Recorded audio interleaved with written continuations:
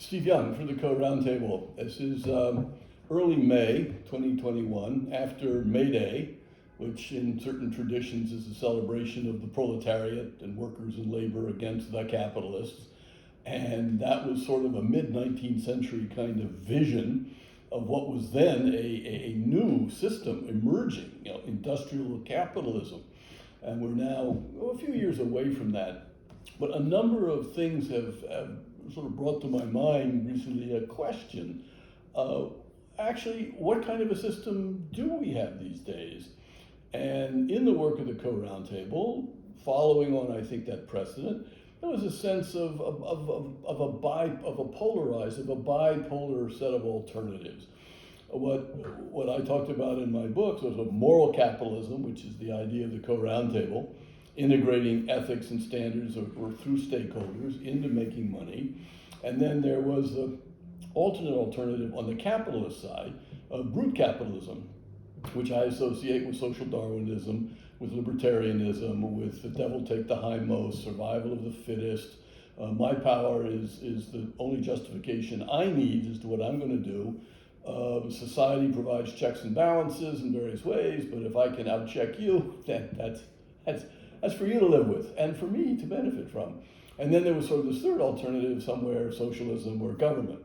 But what I wonder if we haven't really evolved, particularly in the last 20, 30 years, a hybrid variant of some of these things, which I've seen referred to as managed capitalism.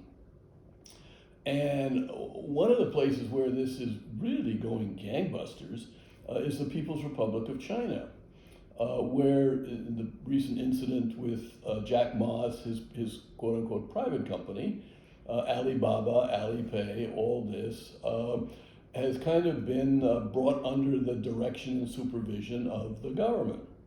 In the United States, the sort of the version of this is big tech. We have big tech, private companies, but they have monopoly power. And then Wall Street, so-called private companies, but again, they have the dominance in finance, and a government which for, since the 90s really, but really taking off in 2009, has been printing, if you will, generating lots of money and liquidity, which has, I think, flowed through the economy to help the most wealthy among us, frankly. Helps others, but it really ends up helping big tech and Wall Street in particular.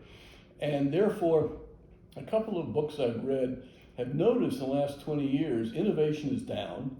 Fund managers don't take risks anymore. They like things to be well managed, to be stable, predictable, not to be volatile. They're not risk takers anymore, because as all this money is created by government and flows through the economy, stock prices of all financial instruments just keep going up and up and up. Who wants to spoil the party? So I'm just wondering if we actually have something which is perverse in its own way, in that it rewards some people who provide stability.